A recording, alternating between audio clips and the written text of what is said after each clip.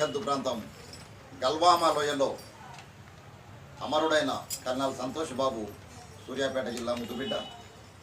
చిన్ననాటి నుండి సైన్యంలో చేరాలనే పట్టుదలతో కోరుకొండ సైనిక్ స్కూల్లో విద్యాభ్యాసం ముగించుకొని తండ్రి కోరిక మేరకు సైన్యంలో చేరి అసమాన ధైర్య సాహసాలు చూపించి చైనా భారత్ బార్డర్లో అసువులు వాసినారు.